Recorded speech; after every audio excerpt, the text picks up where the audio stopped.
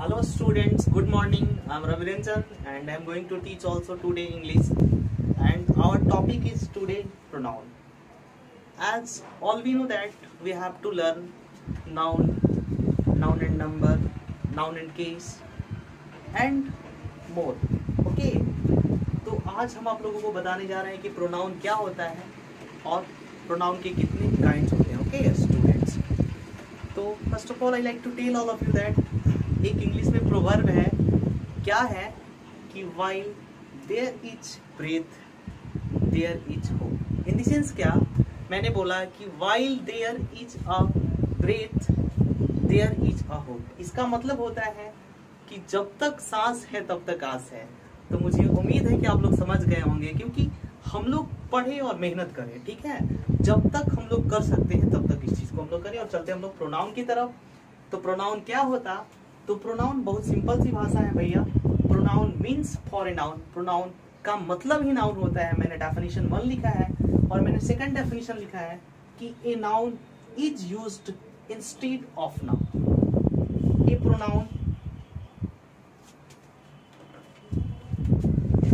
Pronoun is used instead of noun. In the sense क्या कि एक प्रोनाउन का यूज कहां पे किया जाता है? तो एक प्रोनाउन का यूज नाउन की जगह पे किया जाता है. ठीक है, जैसे कि मैंने यहाँ पे एग्जांपल लिखा कि Ram is a handsome boy. Ram एक हैंडसम बॉय है. He is my brother. Okay, तो मैंने ही किसके लिए लगाया है? मैंने ही राम के लिए लगाया है. ठीक है, तो यहाँ पे ही जो है सर वो क्या है? तो वो एक प्रोनाउन है. ठीक है, हम लोग चलते हैं प्रोनाउन के कितने काइंड्स होते हैं, कौन कौन से इंपॉर्टेंट होते हैं. ओके, अब हम लोग चलते हैं कि प्रोनाउन के कितने काइंड्स होते हैं. एक्चुअली हमने लिखा है कि there are 11 kinds of pronoun. In the sense क्या कि मुख्यतः जो प्रोनाउन के काइंड्स हैं वो 11 होते हैं. ठीक है ना, मेन जो होते हैं वो 11 होते हैं. और फर्स्ट उसमें होता है पर्सनल प्रोनाउन. पर्सनल प्रोनाउन को हम लोग हिंदी में बोलते हैं पुरुषवाचक सर्वनाम. All of you know about this kind of fact. वो क्या होते हैं?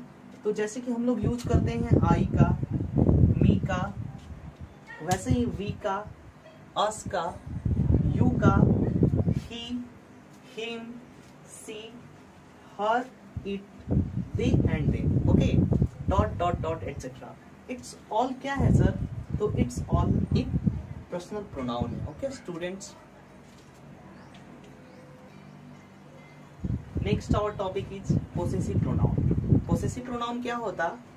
तो मुख्य तौर पे हम लोग हिंदी में उसको बोलते हैं अधिकार वाचक सर्वनाम. ठीक है, एक ऐसा प्रोनाउन, एक ऐसा सर्वनाम जो हमें अधिकार को बताता है, अधिकार को दर्शाता है. जैसे कि मैंने बोला कि ours, mine, ours, yours, his, her, there are called possessive pronoun. मैंने ऐसा लिखा है कि ये सब चीज जहां पे होती है वो पोसेसिव प्रोनाउन कहलाती है. जैसे कि मान लीजिए मैंने लिखा कि this house is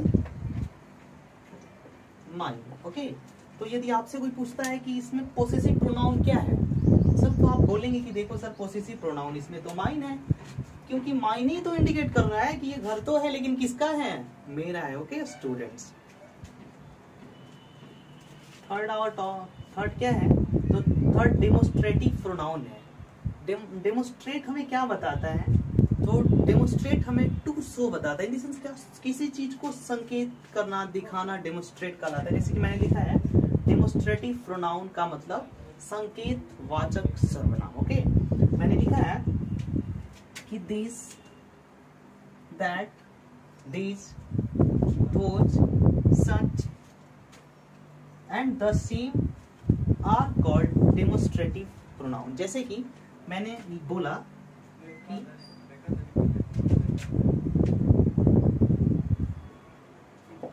that is a desk. मैंने बोला कि वह एक डेस्क है, तो मैंने उसको इंडिकेट किया, संकेत किया, डेमोस्ट्रेट किया कि दैट इज अ डेस्क. तो इसमें डेमोस्ट्रेटिव प्रोनाउन क्या है सर? तो इसमें दैट जो है वो इंडिकेट कर रहा है, संकेत कर रहा है. ओके, नेक्स्ट हमारा डिस्ट्रीब्यूटिव प्रोनाउन क्या होता है। डिस्ट्रीब्यूटिव प्रोनाउन क्या होता है, तो उसको हम लोग एक्चुअली हिंदी में बोलते हैं व्यष्टिवाचक सर्वनाम। क्या बोलते हैं, व्यष्टिवाचक सर्वनाम। जैसे कि मैंने लिखा है कि each, either, neither, dot dot dot are called distributive pronoun. ठीक है, ईच होता है, आइदर होता है, नाइदर होता है, और बहुत सारे ऐसे जो डिस्ट्रीब्यूटिव जो बांटता है, व्यष्टि कराता है, उसको हम लोग डिस्ट्रीब्यूटिव प्रोनाउन कहते हैं। जैसे कि मैंने लिखा है यहाँ पे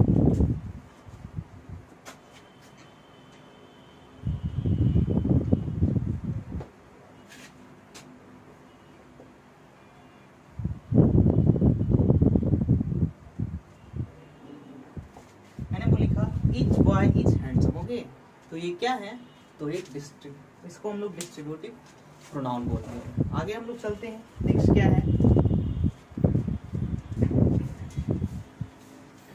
5 हमारा है रेसिप्रोकल प्रोनाउन, जिसका मतलब होता है पारस्परिक संबंध वाचक सर्वनाम। क्या होता है रेसिप्रोकल नाम, तो हम लोग देखते हैं कि ईच अदर, ठीक है, या वन इन अदर, ये क्या कहलाता है, तो ये दोनों रेसिप्रोकल प्रोनाउन कहलाता है। ठीक है, और ईच अदर और वन इन अदर का यूज हम लोग कहाँ पे करते हैं सर, तो मैं आपको बताना चाहता हूँ कि ईच अदर जो है ना, ईच अदर का यूज टू के लिए करते हैं, मतलब 2 लोग यदि हैं तो 2 लोगों के लिए करते हैं। ठीक है, अभी मैं एग्जांपल देके बताऊंगा आपको। और वन इन अदर का यूज 2 से ज्यादा लोगों के लिए किया जाता है। ठीक है,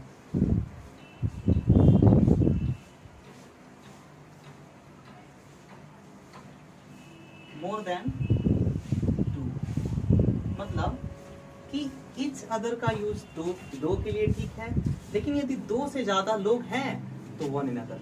ठीक है, जैसे कि मैंने बोला एक पार्टी में कुछ लोग हैं और वो सब लोग एक दूसरे से हाथ मिला रहे हैं, ठीक है, तो वन इन अदर, वहां पे वन इन अदर। ठीक है ना, लेकिन मैंने बोला एक पार्टी में भाई 2 लोग हैं, 2 लोग गए या कहीं पे 2 लोग गए और वो लोग एक दूसरे से हाथ मिलाए, तो वहां पे हम लोग ईच अदर बोलेंगे। ठीक है, आप लोग समझ पा रहे हैं इस चीज को। अब हम लोग चलते हैं रिफ्लेक्सिव प्रोनाउन की तरफ। रिफ्लेक्सिव प्रोनाउन क्या होता, तो इसको हम लोग हिंदी में बोलते हैं निजवाचक सर्वनाम। निजवाचक सर्वनाम का मतलब कि वो एक ऐसा सर्वनाम है ना जो सेल्फ को इंडिकेट करे। जैसे कि मैंने बोला कि myself, ourself, self, yourself, himself, herself, itself, themself and oneself. In the sense क्या, ये सब जो चीजें है ना वो निजवाचक सर्वनाम या रिफ्लेक्सिव प्रोनाउन को इंडिकेट करता है। ठीक है, और ये सारी सर्वनाम को हम लोग कैसे पहचान पाएंगे, तो हमेशा सेल्फ को इंडिकेट करता ही है। जैसे कि दुनिया के जितने भी रिफ्लेक्सिव है ना लगभग उसमें सेल्फ लगे ही होते हैं। जैसे कि मैंने इसमें भी लगाया सेल्फ, देखिए इसमें भी लगाया सेल्फ, इसमें भी सेल्फ लगाया, इसमें से भी सेल्फ लगाया। ठीक है, तो सेल्फ और सेल्फ लगते ही हैं। जैसे कि मैंने लिखा कि आई एंजॉय माई सेल्फ, तो इसका मतलब क्या कि मैंने एंजॉय तो किया, लेकिन कौन किया भैया, एंजॉय किया मैं किया, लेकिन मैंने स्वयं एंजॉय किया। ओके है ना, माई सेल्फ। ओके, जैसे कि आपने बोला कि आपने एंजॉय किया तो you enjoy your self. Okay, बहुत सारे। और चलते हैं इम्फैटिक प्रोनाउन की तरफ। इम्फैटिक प्रोनाउन क्या होता है, तो इम्फैटिक प्रोनाउन जो होता है उसको हम लोग हिंदी में बोलते हैं दबाव सूचक सर्वनाम। दबाव सूचक सर्वनाम, जैसे कि हम लोग अभी जस्ट पीछे पढ़े कि ये तो रिफ्लेक्सिव प्रोनाउन कहलाता है, तो फिर हम लोग इसको इम्फैटिक प्रोनाउन में कैसे पढ़ेंगे, तो हाँ हमको इसको इम्फैटिक प्रोनाउन में भी हम लोग इसको पढ़ते हैं। जैसे कि मैंने बोला कि यू योरसेल्फ कम हियर, मैंने लिखा कि यू योरसेल्फ कम हियर, मतलब कि आपको यहाँ पे आना तो होगा, ठीक है ना, ठीक है ना, लेकिन स्वयं। ओके, स्वयं, तो यहाँ पे कोई आपके ऊपर दबाव बनाता है ना। जैसे कि मैंने बोला आपसे कि ही हिमसेल्फ गो देयर, वो स्वयं वहां पे गए, ठीक है ना, ही हिमसेल्फ गो देयर, तो क्या इसका मतलब है ना कि वो स्वयं गए और या फिर उनको कोई दबाव की वजह से कोई दबाव डालता है तो जाते हैं, तो ऐसा सेंटेंस जो होता है उसको हम लोग एम्फैटिक सेंटेंस बोलते हैं। ओके, इंडेफिनिट प्रोनाउन की तरफ हम लोग चलते हैं। इंडेफिनिट का मतलब आप लोगों को पता है अनिश्चय होता है, और इंडेफिनिट प्रोनाउन का मतलब होता है अनिश्चयवाचक सर्वनाम। कुछ ऐसे सर्वनाम भी होते हैं जिसको हम जानते तो नहीं है, ठीक है। जैसे कि मैंने बोला कि कोई होगा जो कल आया होगा, मुझे नहीं पता है, ठीक है। मैं यहाँ पे लिखा हूँ कि एवरीबडी मतलब प्रत्येक इंसान, प्रत्येक लोग जो भी हैं, तो एवरीबडी का मतलब it is not clear that कौन है, कहाँ का है, कैसा है, भैया ये तो पता ही नहीं है। समबडी का मतलब कुछ लोग, डू यू नो व्हाट कौन है, कुछ लोग कौन है, यू डोंट नो। नोबडी का मतलब कोई नहीं यार, ठीक है। एनीबडी का मतलब कोई होगा। एवरीवन का मतलब प्रत्येक कोई, ठीक है ना। इन द सेंस वैसे ही जो इंडेफिनिट प्रोनाउन है यहाँ पे लिखे गए, ये सारा एवरीथिंग हो गया, एवरीवन हो गया, ऑल हो गया, something, anything, anyone, any both, ठीक है। ये सारी चीजें क्या है, तो ये इंडेफिनिट प्रोनाउन के अंदर में आती है, ठीक है। रिलेटिव प्रोनाउन जिसका मतलब संबंधवाचक सर्वनाम होता है, ठीक है, जो एक किसी सेंटेंस को या किसी वर्ड को या किसी भी नाउन को जोड़ता है और उसके बीच में संबंध को स्थापित करता है, उसको हम लोग संबंधवाचक सर्वनाम या रिलेटिव प्रोनाउन बोलते हैं। जैसे कि मैंने बोला who, whom, whose, which, that, etc. each called relative pronoun। मैंने यहाँ पे लिखा है कि this is Ravi who teachers, यह रवि है जो कि, जैसे कि मैंने यहाँ पे लिखा है कि दिस इज रवि, ठीक है, हु टीच अस। तो इसको और इसको कौन जोड़ रहा है, ठीक है, यहाँ पे कौन जोड़ रहा है, ये दोनों के बीच में रिलेशन कौन बता रहा है, तो हु बता रहा है, ठीक है ना। तो हु जहाँ पे लगे, whom लगे, whose लगे, which लगे, that लगे, एक्चुअली ये क्या है, तो इसको हम लोग रिलेटिव प्रोनाउन के नाम से जानते हैं, और वो हमेशा किसी दो सेंटेंस, दो वर्ड या दो नाउन के बीच रिलेशन को स्थापित करता है, ठीक है। इंट्रोगेटिव प्रोनाउन क्या होता है, तो इसको हम लोग बोलते हैं प्रश्नवाचक सर्वनाम। इंट्रोगेटिव का मतलब होता है कि हम किसी से कोई चीज पूछते हैं, कोई सवाल पूछते हैं, क्वेश्चन पूछते हैं, प्रश्न पूछते हैं। जैसे कि मैंने बोला कि who, whom, which, what, why, where are used to ask question, okay, each called interrogative pronoun। जैसे कि मैंने बोला कि ये सब शब्द का, ये सारे वर्ड का यूज किया जाए किसी क्वेश्चन को पूछने के लिए ना, तो उसको हम लोग क्या बोलते हैं, तो हम लोग उसको इंट्रोगेटिव प्रोनाउन बोलते हैं। जैसे कि मैंने यहाँ पे लिखा है कि where do you live, sir आपने जरूर सुना होगा आप कहाँ रहते हैं, ओके। नेक्स्ट है हमारा लास्ट एक्सक्लामेटरी प्रोनाउन है, जिसका मतलब होता है विस्मयादि बोधक, ठीक है।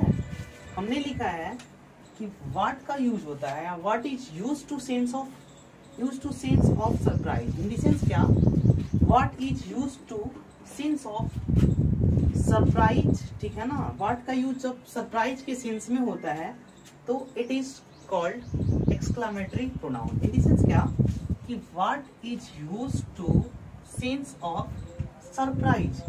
व्हाट का यूज जब सरप्राइज के सेंस में, आश्चर्यचकित के सेंस में होता है, तो उसको हम लोग एक्सक्लामेटरी सेंटेंस कहते हैं। जैसे कि मैंने लिखा कि व्हाट अ ब्यूटीफुल पिक्चर, वाह क्या खूबसूरत पिक्चर है, ठीक है। तो please note down it on the copy, and I request all of you that please subscribe our channel, which name is KD Classes, and we will learn next topic in our next video. Thanks for watching. Nice to meet you.